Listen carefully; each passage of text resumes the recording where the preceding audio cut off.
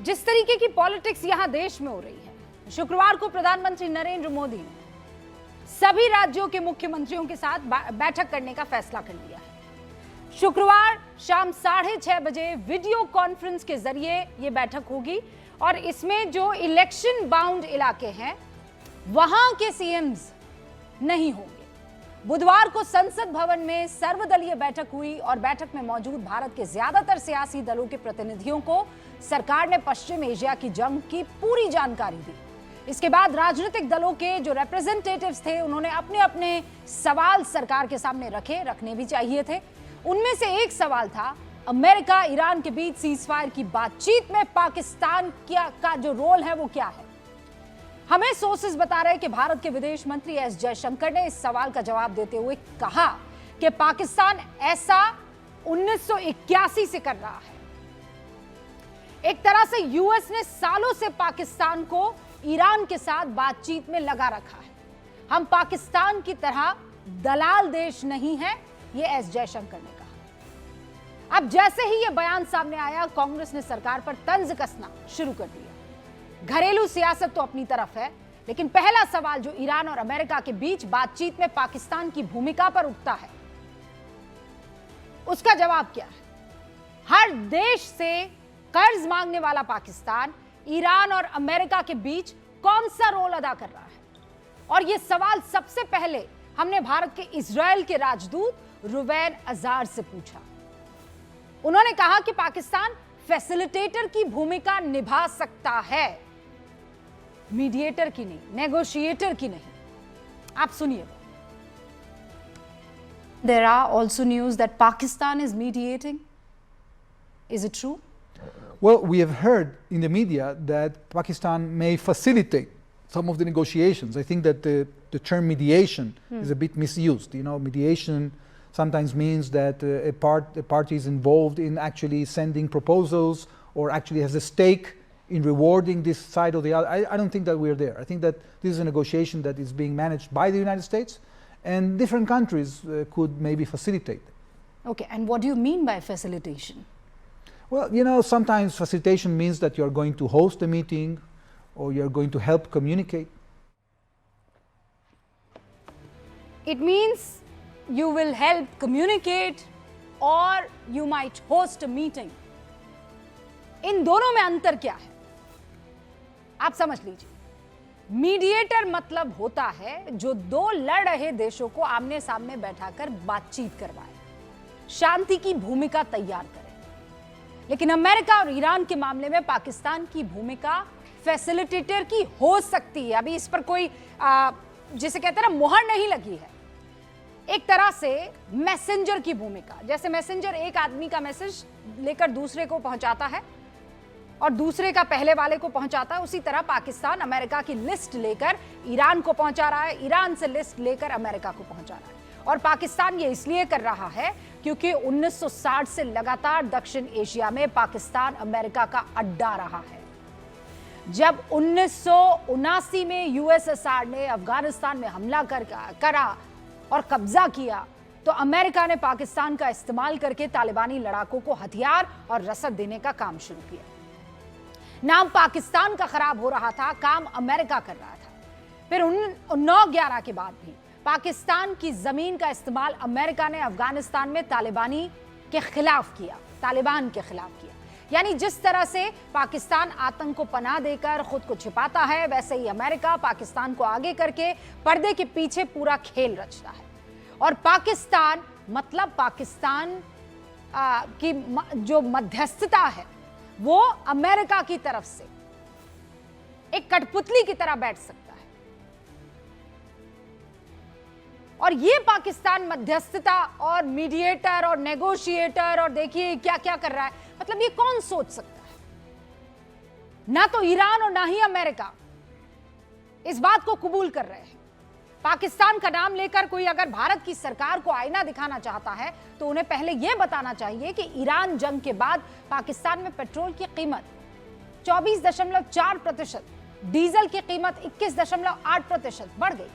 Petrol की कीमत 321, diesel 335 प्रति लीटर पाकिस्तान में पाकिस्तानी रुपए तक पहुंच गया है। कच्चे तेल की कमी की वजह से पाकिस्तान में वर्क फ्रॉम होम शुरू कर दिया गया है। तेल बचाने के लिए सरकारी दफ्तरों में 50% कर्मचारियों के लिए वर्क फ्रॉम होम अनिवार्य कर दिया गया है। ऊर्जा संकट के कारण पाकिस्तान में शिक्षण संस्थानों को 2 हफ्तों के लिए बंद कर दिया गया है। सरकारी अधिकारियों और नेताओं के गाड़ियों के इस्तेमाल पर 50% की कटौती कर दी गई है। मंत्रियों के वेतन में कटौती कर दी गई है। पाकिस्तान में होने वाले पीएसएल को सिर्फ 2 मैदान तक सीमित कर दिया है। तेल बचाने के लिए मैच के दौरान दर्शकों की एंट्री बैन कर दी गई है। पाकिस्तान में हाहाकार मचा हुआ है, लोगों को तेल नहीं मिल रहा है, आटा टमाटर तो पहले से गायब थे। उस पाकिस्तान का नाम लेकर भारत में सियासत करने की कोशिश हो रही है। और भारत तो हमेशा से जंग के खिलाफ रहा है। पश्चिम एशिया के संकट के दौरान भारतीय प्रधानमंत्री ने जितने भी राष्ट्र प्रमुख हैं उनसे बात की और सबसे एक ही बात की, भारत जंग के खिलाफ है, कूटनीति से हर समस्या का समाधान हो सकता है। और यही लाइन भारत रूस और यूक्रेन जंग को लेकर भी दोहराता रहा है। और बताइए ना, आजाद भारत के बाद से अब तक के इतिहास में हमने कौन सी लड़ाई में मध्यस्थता यहां करके इस बार जो है माहौल बदल दिया हो? कि इससे पहले तो खूब मध्यस्थता की थी, लेकिन इस बार प्रधानमंत्री मोदी के आने के बाद नहीं हो पा रहा है। भारत एक संप्रभु देश है। भारत अपने हित के हिसाब से ही कदम बढ़ाता है, किसी से कर्ज और पैसे की चाह में उसका मैसेंजर नहीं बनता है। और कांग्रेस कह रही है कि 26/11 मुंबई आतंकी हमलों के बाद पाकिस्तान अंतर्राष्ट्रीय स्तर पर अलग थलग हमारे टाइम पर पड़ गया था, क्योंकि डॉक्टर मनमोहन सिंह की सरकार दुनिया को पाकिस्तान की साजिशपूर्ण भूमिका के बारे में समझाने में सफल रही थी। सरकार की विफलताओं ने एक टूटे हुए देश को ब्रोकर देश बना दिया। यह हम नहीं कह रहे हैं, ये जयराम रमेश जी दावा कर रहे हैं। लेकिन सच्चाई यह है कि जब पाकिस्तान को अलग थलग करने का दावा किया जा रहा था, भारत के प्रधानमंत्री उसी वक्त तब के पाकिस्तान के प्रधानमंत्री के साथ 26/11 के महज 8 महीने बाद वार्ता कर रहे थे। कह रहे थे कि भारत और पाकिस्तान दोनों आतंक से पीड़ित है, यह अलग थलग करना होता है। अलग थलग ऐसे किया जाता है कि आपने पाकिस्तान के आतंक के कारण मुंबई के 166 से ज्यादा लोगों की जान चले जाने के बावजूद बातचीत का रास्ता अपनाया, उसी पाकिस्तान के प्रधानमंत्री के साथ फिर 2011 में मैच का लुत्फ उठाया। कितना अलग थलग पड़ा हुआ था पाकिस्तान। तस्वीरें चीख चीख कर कह रही है, उसके अकेलेपन की गवाही दे रही है। अब या तो यह तस्वीर झूठी है या फिर आपके दावे सियासत की चाशनी में डूबे हुए हैं। और ऐसे तथ्यों की कमी नहीं है। 11 जुलाई 2006 की तारीख आज के जेन जी को याद नहीं होगी, गूगल पर सर्च कर लीजिए और इसके साथ मुंबई शब्द को जोड़ दीजिएगा। आपको पता चल जाएगा कि इस दिन मुंबई में पाकिस्तान परस्त आतंकियों ने भयंकर ट्रेन बॉम्ब ब्लास्टिंग की थी और उसमें 189 लोगों की जान चली गई थी। ठीक 2 महीने बाद 16 सितंबर 2006 को देश के प्रधानमंत्री मनमोहन सिंह पाकिस्तानी राष्ट्रपति जनरल मुशर्रफ के साथ बायलैटरल टॉक्स में हिस्सा ले रहे थे। यह रवैया था पाकिस्तान और आतंक के खिलाफ। इसे अलग थलग करना कहते हैं। यह दावा कि पाकिस्तान को अलग थलग कर दिया जाएगा, और जब अलग थलग करते हैं तो फिर उसे हैसियत में रखते हैं, बातचीत नहीं करते हैं। उसके खिलाफ सर्जिकल स्ट्राइक होती है, एयर स्ट्राइक होती है, ऑपरेशन सिंदूर जैसी कार्रवाई होती है। खैर, नेताओं की बयानबाजी अलग। मैं दर्शकों से पूछना चाहती हूं, एक आम नागरिक के तौर पर आप बताइए, अगर आप देश का नेतृत्व कर रहे होते तो आपका पहला मकसद देश को कंफर्टेबल हालात में रखना होता इतने भयंकर संकट में, या बेगानी शादी में अब्दुल्ला दीवाना वाली हरकतें? क्योंकि पाकिस्तान तो अपने लोगों को मैसेंजर वाला चूरन खिला रहा है। परेशानियों से भागने के लिए वो मशहूर पाकिस्तान लोगों को बता रहा, देखिए हम किस पेडेस्टल पर बैठे हुए हैं, जबकि वहां पेट्रोल, गैस, डीजल सब आपके सामने क्या हालत है। देश के लोगों की समस्या सुलझाना प्राथमिकता होना चाहिए या फिर कुछ और? देश का पूरा फोकस कहां होना चाहिए, आप बताइए। और इसीलिए आज गूंज में बड़ा सवाल कि पाकिस्तान की असलियत बताने में किसी को क्यों परेशानी हो रही है? क्या पाकिस्तान से कंपेयर करके ही भारत की अहमियत साबित होगी, जिसका इकलौता ईमान जो है वो इस पाकिस्तान का भीख है? ईरान ने भारत को मित्र देश बताया। अब खामेनेई पर जो छाती पीटने वाले हैं वो क्या करें? शुरू कर रही हूं गूंज।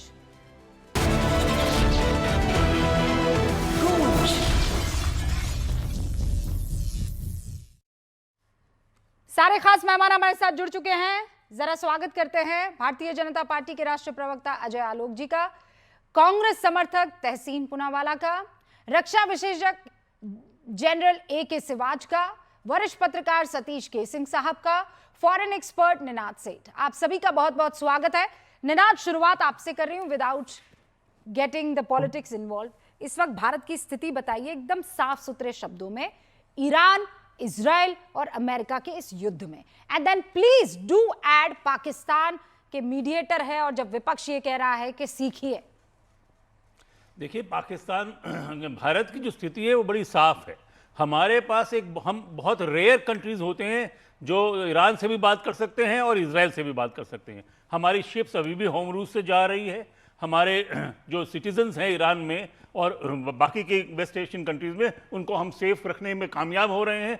हमारे पास इनफ फ्यूल है, वो रुका नहीं है। तो मेरे को लगता है कि ईरान के प्रति हमारी जो स्थिति है वो पाकिस्तान से इनफैक्ट कई ज़्यादा बेहतर है, क्योंकि ईरान के में अगर कुछ भी होता है, चाहे Iran. Please make me understand, और दर्शकों को भी, ये क्या चल रहा है कि पाकिस्तान ये देखिए जंग में डूबे इन सारे मुल्कों को एक कर रहा है, प्रेम की राह दिखा रहा है, इस वॉर को रुकवा रहा है।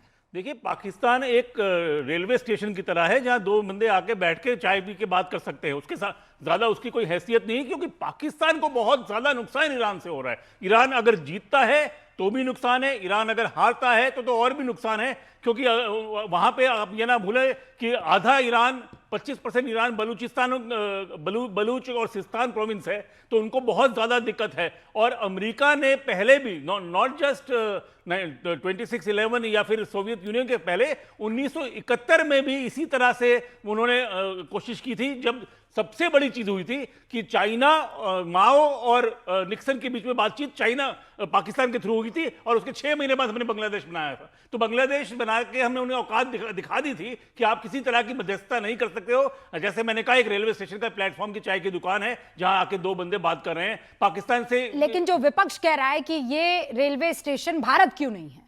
क्योंकि हमारी पॉलिसी, हम एक स्टेटस को पावर है। हम, अगर आप हमारी हिस्ट्री देखें पूरी फॉरेन पॉलिसी की, हम स्टेटस को पावर हैं। हम चीजें बदलने में इंटरेस्टेड नहीं है, हम अपने खुद के इंटरेस्ट में इंटरेस्टेड हैं। और इसीलिए हमारी ये जॉब ही नहीं है कि हम दो जनों को बीच में बैठ के बात कराएं। हाँ, जब हमें कहा जाता है तो हम फैसिलिटेट जरूर करते हैं, हम हेल्प जरूर करते हैं, पर ये हमारी हिस्ट्री में, इंडियन फॉरेन पॉलिसी की ऑल राइट, सतीश के सिंह साहब जल्दी से ओपनिंग रिमार्क्स। मेरा तो यही कहना है कि अगर आतंकवादी इन चीफ दुनिया भर का मीडिएटर या फैसिलिटेटर इन चीफ बना दिया जाए, तो इसके असर को हमें भारत में समझना चाहिए कि अभी उधर तो वो फैसिलिटेटर का काम करेगा और उसके जरिए जो है आपके यहाँ वो बम बरसाएगा।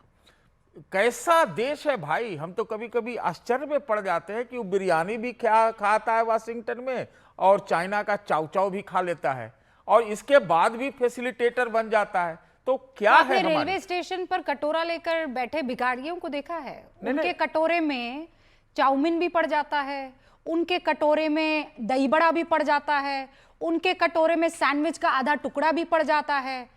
उनको मेहनत थोड़ी करनी पड़ती है, तो भीख मांगनी होती है, भीख में कुछ भी मिल जाए। तो वो अब भिखारी को आप चाउमीन खाते हुए देखेंगे तो थोड़ी जलन करने लगेंगे। नहीं, भिखारी को आप फैसिलिटेटर इन चीफ बना दो, और वो भी हमारे पड़ोस वाला नहीं है, इन चीफ नहीं है। बीच में बोलिए, रुकिए। नहीं, अरे डराइए मत भी, रुकिए, बीच में बोलने पे तो ऐसे होगा। बहुत सारे फैसिलिटेटर्स हैं, उनमें से एक है ना? है नहीं है फैसिलिटेटर? अरे भिखमंगा है तो फैसिलिटेटर है, मीडिएटर नहीं। आप समझ नहीं रहे। मैं मीडिएटर, हम नहीं समझ रहे। मीडिएटर फैसिलिटेटर हम भी बनना चाहते हैं। अरे हम आज के डेट में मीडिएटर होते हैं ना, भारत में बनना चाहते हैं। बीच में नहीं, मीडिएटर बीच में क्या नहीं सर, सुनिए ना मेरी बात। आप बीच में आना चाह रहे हैं, मैं कह रही हूँ भारत को बीच में नहीं आना है। अरे जो उसका यज्ञोपवीत संस्कार हो रहा है ना, अभी जनेऊ जो पड़ रहा है ना पाकिस्तान को, इसके बाद वो क्या करेगा ये समझिए। इसलिए अष्टमी के मौके पर आप जनेऊ पहना रहे पाकिस्तान को। अरे भाई वही तो हो रहा है उसका। उसमें वो सनातनी संस्कार नहीं है कि उसको जनेऊ आप पहना दे। तो ये जो हम उसके लिए सनातनी संस्कार चाहिए होते हैं। जिसके अमेरिका वालों के साथ हलाली में है, अभी तो पाकिस्तान को हलाल करने का टाइम है। नहीं, क्या हलाली मतलब? मैं समझी नहीं क्या। अरे क्या हमारे मित्र है ना वो, हाँ, वो तो? उसको बनाता है पाकिस्तान को फैसिलिटेट उसके द्वारा। हाँ, जेरेड अजय आलोक जी कुशनर, कुछ कह रहे हैं। जेरेड कुशनर, हाँ। जेडी वांस, ऐसे नाम तो हमारे यहाँ पहले सुनाई पड़ते थे। ये तो? आप समझिए ना कि क्या हो रहा है। ये एक बहुत बड़े चिंता का विषय है। नहीं तो आप क्या आप चाह रहे हैं? समझ लीजिए। नहीं, आप क्या चाह रहे हैं? हम ये चाहते हैं हाँ। कि जैसे अभी ईरान हमको अपना दोस्त बता रहा है ना नया, हाँ। पहले तो 4-5 रोज नहीं बताया, हाँ। क्योंकि उस समय तक हमने कंडोलेंस वाला रजिस्टर नहीं साइन किया था। हाँ। अब जैसे दोस्त बता रहा है, मेरा मन कहता है हाँ। एक कि मन हम जो यहाँ अभी होता है मन। रूस कर रहा है, भारत को वही नीति अपनानी चाहिए। अभी अमेरिका वालों से हमको थोड़ा सा दूर रहना चाहिए। अच्छा। वो ट्रंप चाचा ने हमें कुछ नहीं दिया, लूटवा दिया, लूट लिया। वो कहता है युद्ध भी रुकवा देता है। पाकिस्तान कहता है कि जी हमने युद्ध रुकी, उसने हमें भारत को कहा। ओके, वो युद्ध भी ऑल रुक राइट। जाता है, अजय आलोक जी। फैसिलिटेटर भी हो जाता है, बम भी मारता है, टेररिस्ट भी एक्टिविटी भी करता है, हाँ। और मुज़ाकरात भी करवाता है। अच्छा, Satish Kaku and all don't insult any human being, even Nastik and beggar are also human being. Rubika जी, आप इस तरीके से उनका जो है उन बेइज्जती मत कीजिए। एक साहब ये लिख रहे हैं, मतलब क्या भारत भी क्या प्यारी चीज है। हाँ हाँ हाँ, डॉक्टर आलोक। रूबिका जी, बेसिकली देश में राजनेताओं में पॉलिटिकल कॉन्स्टिपेशन हो गया है और विशेषज्ञों को इंटेलेक्चुअल कॉन्स्टिपेशन हो गया है। दोनों चीज की कोई दवा नहीं। ये देखिए साहब, लगातार पाकिस्तान पाकिस्तान पाकिस्तान, ये डिबेट पाकिस्तान पे हो रही है। जब हमारे विदेश मंत्री ने कह दिया कि दलाल देश हम नहीं हैं, तो आपको क्यों पेट में दर्द हो रहा है भाई? क्या कर रहे हैं ईरान, क्या कर रहा है अमेरिका? हमारे हित कहाँ हैं कि हमारे तेल निकलने चाहिए कि नहीं निकल रहे हैं, कि नहीं हॉर्मुज़ स्ट्रीट से निकल रहे हैं? और ईरान हमें मित्र देश भी कह रहा है। खामनेई चाचा कहाँ गए? बड़ा रजिस्टर साइन करने का मन कर रहा था आपको 3-4 दिन में। सतीश जी, व्यर्थ की बातों पे समय व्यर्थ करके ना देश का समय खराब करना चाहिए, ना अपना समय खराब करना चाहिए। आज की तारीख में भारत का हित सर्वाधिक महत्वपूर्ण है। हमारा हित यह है कि हमें निर्बाध सप्लाई मिलती रहे, और एक वैश्विक मित्र होने के नाते हमारा ये फर्ज बनता है कि हम हर वो प्रयास करें जिससे इजराइल, अमेरिका और ईरान के ये युद्ध थम सके, जिसके लिए हमारे प्रधानमंत्री जी लगे हुए हैं। वैश्विक स्तर पे हर देश से बात कर रहे हैं, सब कुछ बात कर रहे हैं। बात जब इतनी पाकिस्तान पाकिस्तान की हो रही है, आपको पाकिस्तान से इतनी नफरत है सतीश जी, तो जरा ये भी बताइए कि अगर पाकिस्तान हमारे देश के किसी नेता का गुणगान करे यूएन में जाके, तो उस देश के तो हमारे उस देश के नेता को आप क्या कहेंगे? बहुत बड़ा नेता है या गद्दार है? हमारे उस किसी देश के नेता को पाकिस्तान कोट करके हमारे देश की छवि खराब करे, तो हमारे उस देश के नेता को आप क्या कहेंगे? सतीश जी, इंटेलेक्चुअल हैं आप, खुल के बोलिए, डरिएगा मत। वैसे नेता को आप क्या कहेंगे? क्या वो नेतागिरी के लायक है या बिल्कुल नहीं है? क्या ऐसे ऐसे नेता देश के धब्बे हैं कि नहीं है? ये सब भी बोलना पड़ेगा ना, नहीं तो फिर इंटेलेक्चुअल कॉन्स्टिपेशन की बात आएगी कि सेलेक्टिव आप उबाचते हैं, बाकी इंटेलेक्चुअली कॉन्स्टिपेट हो जाते हैं। तो ये सब चीजें सोच के बोला कीजिए। आज ये देश जिस मुहाने पे खड़ा है, अभी रुक जाइए, खत्म कर लो, अभी रुक जाइए, खत्म कर लो तो फिर जवाब दीजिए। अरे आपका खत्म नहीं होगा। अरे चिंता मत कीजिए, खत्म हो जाएगा। मुझे वैसे भी आगे बढ़ाने की जरूरत नहीं है, खत्म आप लोग का नहीं होता है, क्योंकि पॉलिटिकल कॉन्स्टिपेशन है ना।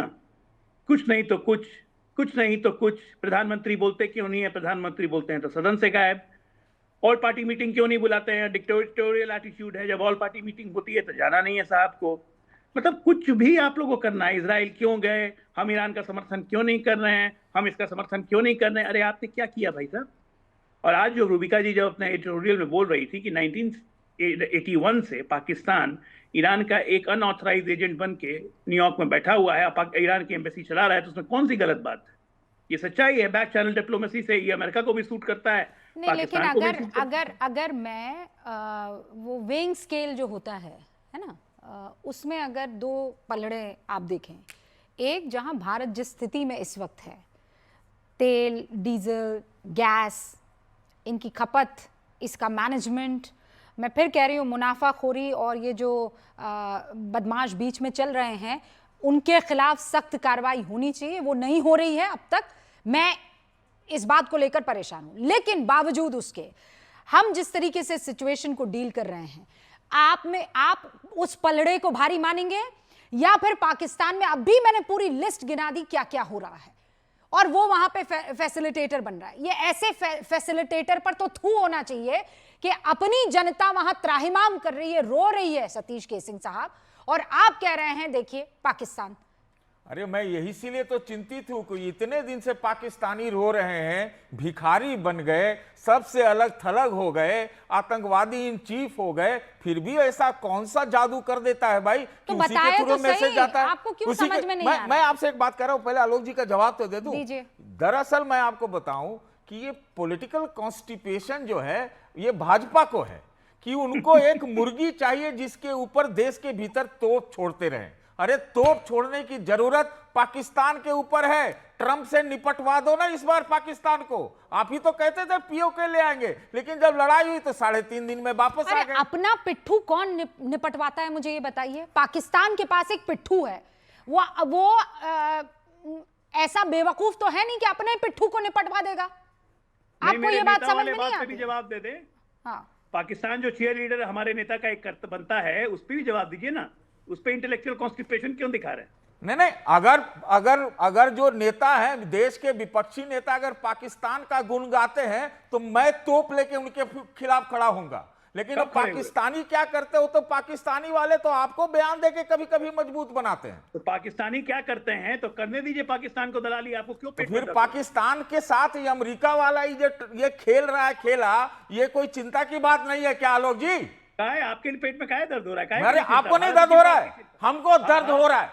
इसलिए तभी तो मैं हमको बोल रहा हूं, डिसेंट्री हो रहा है। अभी तो मैं बोल रहा हूं कि आप आपको सोच constipation हो लीजिए, गया। इसके डर आपको- से हमें आपको डिसेंट्री हो रहा इंटेलेक्चुअल है। कॉन्स्टिपेशन हो चुका है, इसलिए दर्द हो रहा नहीं, है। हम डिसेंट्री अरे पे जा रहे हैं, आप दोनों, बता रहे हैं। एक सेकंड हम लोग, पाकिस्तानियों को तो ये अरे नहीं मिलना रुकिए चाहिए। सतीश जी, मतलब माना कि आप मेरे सीनियर हैं, बहुत बुजुर्ग हैं, पर ऐसा थोड़ी है कि घर के इश्यूज जो है आप यहाँ ऑन स्क्रीन डिस्कस करने लग जाएंगे। यहाँ इतने बड़े बड़े डिस्कशंस होने हैं और आप यहाँ पर इस तरीके की बातें कर रहे हैं।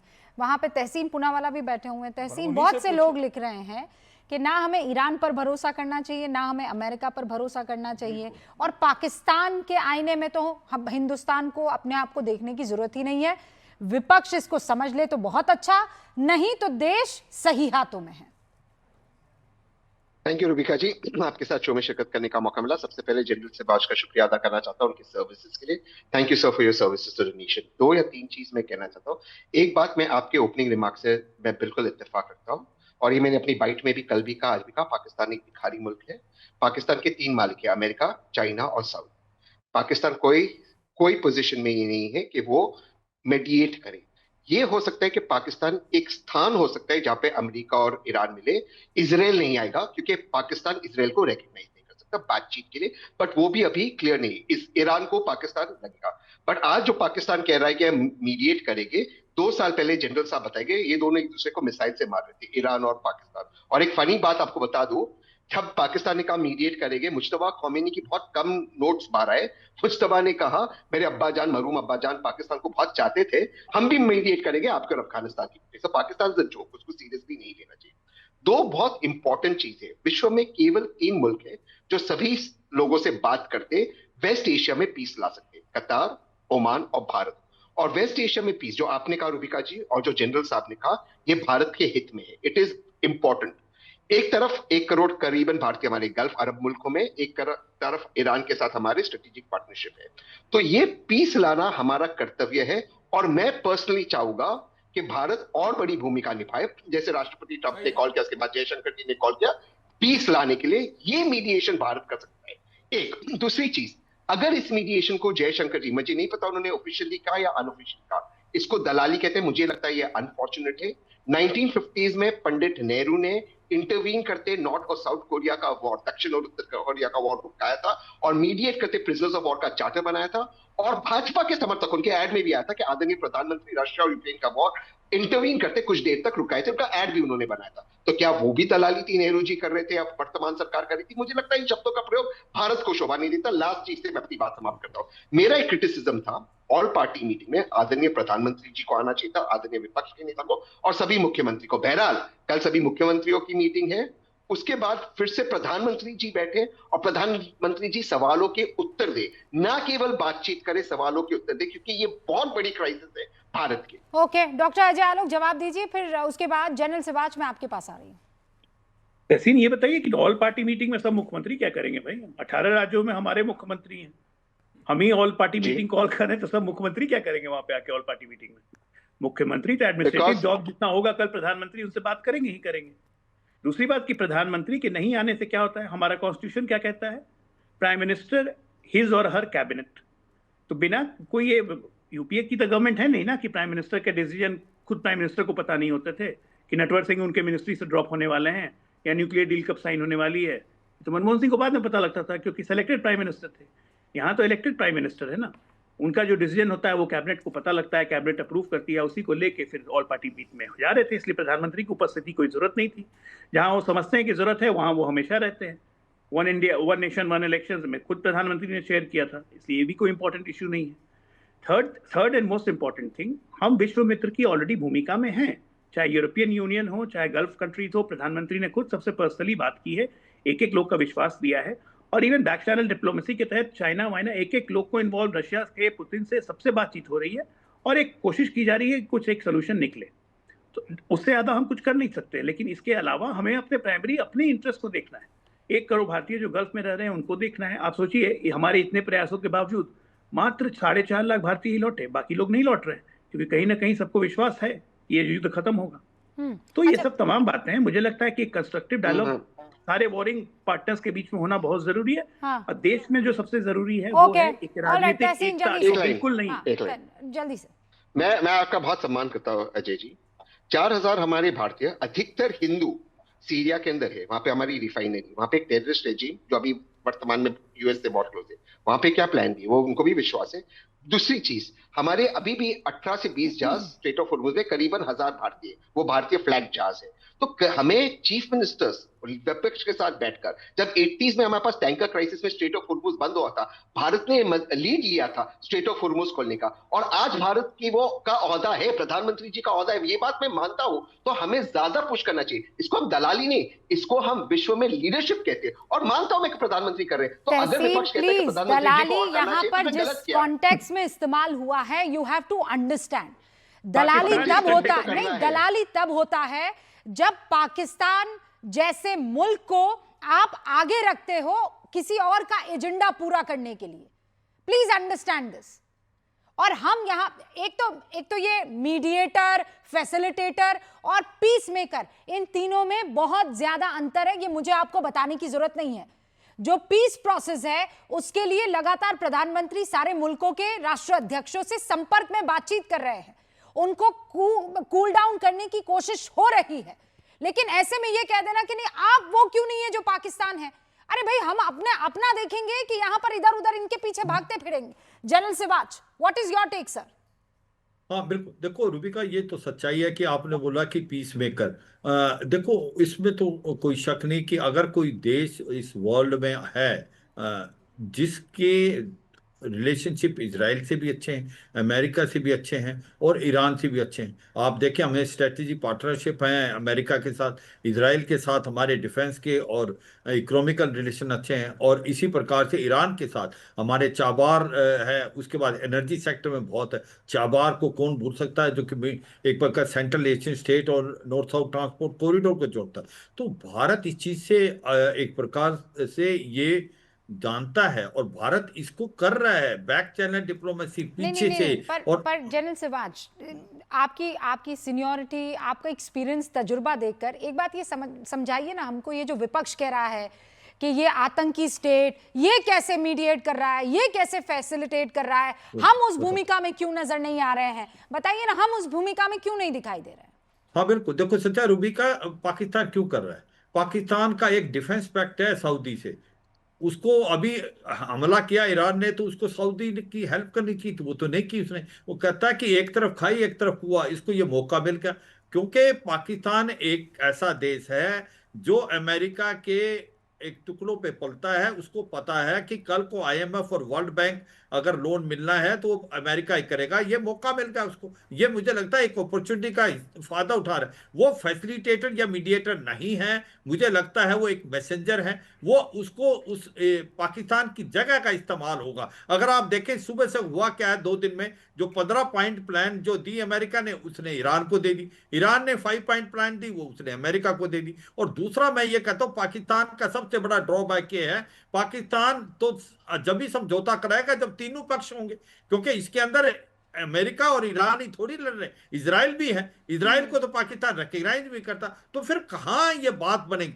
दूसरी बात यह है कि भारत जो है, आज मैं एक चीज बताऊं रूबिका, आज जिस कतार पे पूरा वर्ल्ड खड़ा हुआ है, हम बहुत इकोनॉमिकली बेटर हैं दूसरे देशों से। आप देखें साउथ कोरिया, जापान, जो कि काफी डेवलप्ड कंट्री, उनमें भी ये है कि राशनिंग हो रही है, वहां पर ऑयल और गैस पे कमी आ रही है। हाँ। भारत एक ऐसा देश है बताइए, देखो सतीश इस केसिंग मानने साहब। में तो मानना पड़ेगा ये जो सुन रहे हैं ना, क्या 50 से नहीं, 74 देखिए, हाँ, ये मानते हैं कि नहीं मानते? वाकई बहुत मुल्कों से हमारे हालात अब तक बेहतर हैं, लेकिन हमने अपनी रणनीति नीति बदली है। तब कैसे बदली है? अब तो ईरान वाला तो अभी 28 में से 2 ही 3 आया ना। अब सुना है कि सब आ रहा है और गाची बोल रहे हैं कि भाई भारत मित्र है। ये पहले बोल देते तो और बहुत पार कर जाते।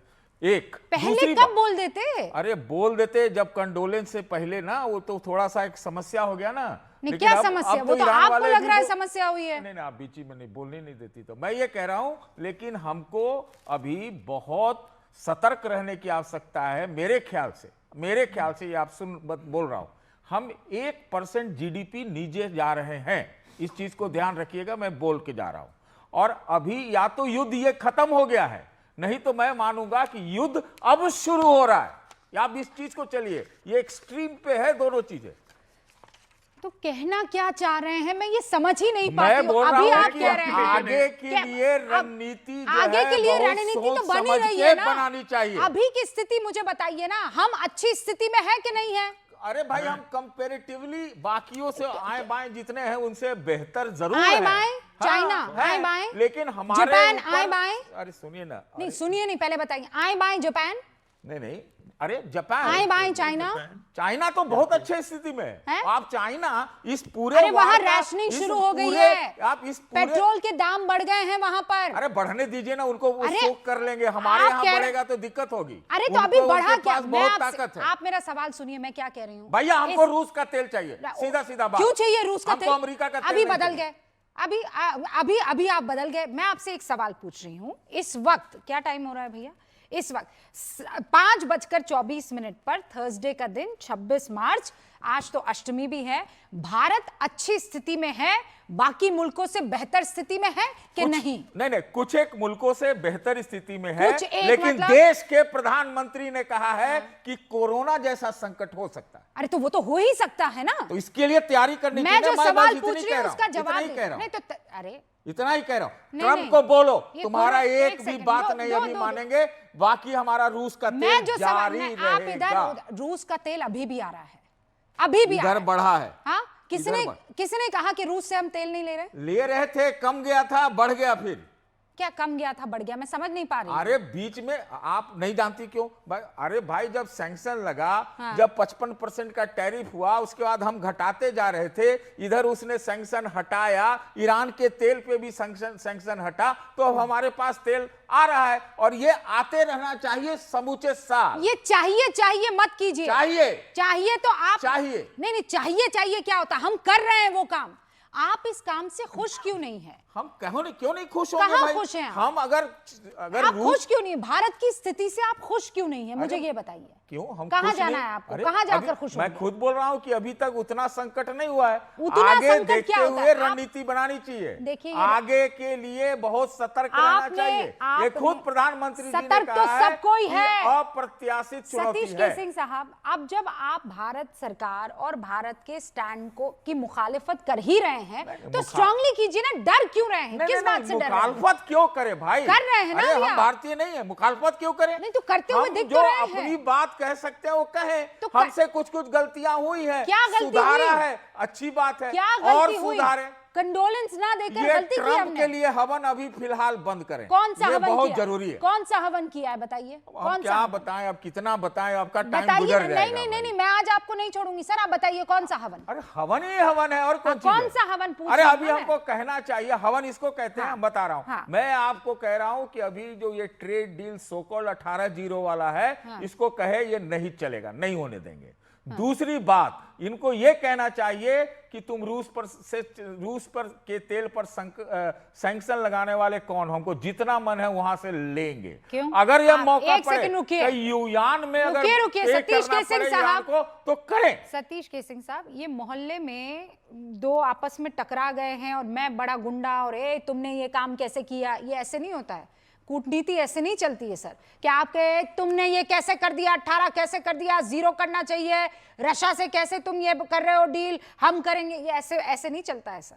हम कूटनीति की ही बात ठीक है, कर रहे हैं नहीं भाई। नहीं, आप तो कूटनीति की बात कर रहे हैं, ये कुटाई नीति होती है। कौन कुटाई की नीति होती ये है? आप जाकर अमेरिका के साथ कुटाई कुटाई नीति तो करेंगे तो हो देखिए गया वहाँ, काम। अरे वो ईरान हो और गया काम सर। नहीं, ईरान निनाद और सेठ जी इजराइल जो के कह रहे हैं बीच ये में होना कुटाई चाहिए। चल रही है। ये होना चाहिए जो कह रहे हैं। नहीं देखिए, क्या होगा, war bye it's very nature is complicated, किसी को नहीं पता होता, कल वॉर रुक भी सकता है। पर मैं कहना चाहता हूं, और ये जरूरी, हम वापस मुद्दे पे आते हैं कि रावलपिंडी के दलाल के लिए एक बहुत बड़ी समस्या है, दो बहुत बड़ी समस्या है। एक तो प्रेसिडेंट ट्रंप का कोई भरोसा नहीं है, जो भी बात करे उनसे वो मुकर जाएं। अगर वो मुकरते हैं तो ईरान का क्या रिएक्शन आएगा, पाकिस्तान को दिक्कत हो सकती है। नहीं तो मेरे को लगता है कि नहीं, ये जो कह रहे हैं सतीश केसिंग साहब कि हम कुछ एक मुल्कों से स्थिति बेहतर है, लेकिन अभी संकट बड़ा आ सकता है। हालांकि प्रधानमंत्री नरेंद्र मोदी ने ऐसी कोई बात नहीं बोली है कि कोरोना जैसा संकट आ सकता है। उन्होंने कहा था कि कोरोना के टाइम पर भी हम संकट से लड़े थे और आज भी हम लड़ने में सक्षम है। जमीन आसमान का फर्क है। पांचों मापदंड पे हम सक्षम हैं,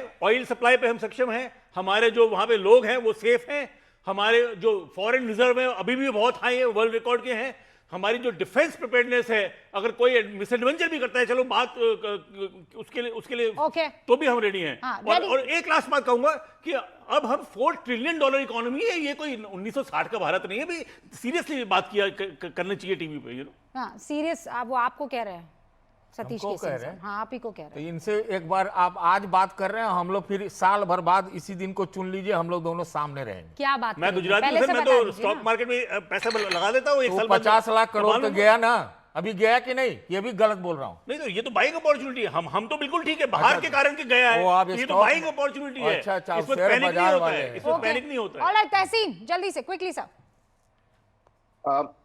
सर बिल्कुल सही कह रहे कि कौन से वाले सर? हमारी स्ट्रेटेजी, हमारे फॉरेन एक्सपर्ट्स निनाद जी बहुत ठीक कह रहे कि और ये हमारे वाले जो Satish sir? Strategic reserves all time high पे है। निनाद सर, मैं आपसे रिक्वेस्ट करूंगा, आज आप क्योंकि आप एक पेट्रियोटिक इंडियन है, मनमोहन सिंह जी को थैंक यू बोलिए। वो जितने भी स्ट्रेटेजिक रिजर्व्स बने, सारे फिजिकल इंफ्रास्ट्रक्चर 10 साल में मनमोहन सिंह की बने, जो हम 5.33 मिलियन मेट्रिक टन आज हमारे पास है, जो 6.27 होना चाहिए, जो आदरणीय प्रधानमंत्री ने कहा उसका जो हम काम शुरू किए वो 20% 12 साल में खत्म हुआ। 10 साल में मनमोहन सिंह जी ने बनाए, 10 साल में फिजिकल इंफ्रास्ट्रक्चर। 2015 नवंबर में प्रधानमंत्री जी ने मोदी जी ने उनको कमीशन किया। प्रधानमंत्री मनमोहन सिंह जी को थैंक यू बोलो, थैंक यू बोलिए। रिकॉर्ड इन्वेस्टमेंट हुई है नहीं पिछले 5 साल नहीं सर, में। मैं लिखता हूं इन चीजों पे भाई साहब, सर पिछले 5 साल में ऑयल इंफ्रास्ट्रक्चर पे, ऑयल स्टोरेज पे, ऑफशोर ऑयल टैंकर्स पे, और अब हम अपने खुद के टैंकर बनाने के लिए बहुत बड़ी पॉलिसी लाए हैं। तो let's get facts clear. Rubika ji मुझे एक लाइन दे, रूबिका जी मुझे एक लाइन दीजिए। 6.33 का जो हमारा मिशन है, 5.33 से 6.33, वो क्यों अब तक नहीं बना पिछले 12 साल में? वो 20% क्यों है? सीईजी की रिपोर्ट आपने पढ़ी, उसमें क्या है सीईजी की report? Sir let's not go into details. वो फिजिकल इंफ्रास्ट्रक्चर टीम जो आज हमने रख रहे हैं, वो मनमोहन सिंह जी ने बनाया। हाँ थैंक यू बोलते हैं। मनमोहन सिंह जी ये ने कोई जो मना बनाया नहीं कर था रहा है। वो 25, उसका कोई फर्क ही नहीं पड़ता। पिछले देखिए इन्वेस्टमेंट मैं इन ये- oil, investment in oil infrastructure पिछले 5 साल में रिकॉर्ड हुई है। चाहे आप रिफाइनरीज देखिए, इनफैक्ट सऊदी अरेबिया के साथ हमारी मैं एक बात जानती हूँ कि इस वक्त मैं $10 बिलियन की रिफाइनरी, भाई यहाँ पर $10 बिलियन। नहीं, देखिए तहसीन, थैंक्स कहने में पिछले प्रधानमंत्रियों को कोई छोटा नहीं हो जाएगा, किसी का कद नहीं घट जाएगा। देश को आगे बढ़ाने में सबकी अपनी अपनी भूमिका रही है और इसीलिए आज हम मजबूत स्थिति में हैं। तो ये मत कहिए कि इनको थैंक यू। आप कह पाएंगे मोदी जी को थैंक यू? यहीं पर एक असल सवाल खड़ा हो जाता है। Yes करूंगा, हाँ, क्यों नहीं अरे तो करूंगा? इसीलिए तो लोग मैं प्यार करते हैं भारतीय आपसे। बहुत बहुत मैं शुक्रिया। भारतीय हूं। हाँ, अरे तो बाकी सब भी तो भारतीय हैं, आप अपने ही साथियों को फिर कहीं और कटघरे में खड़ा कर देंगे। बहुत बहुत शुक्रिया आप सभी का। देखते रहिए न्यूज़ 18।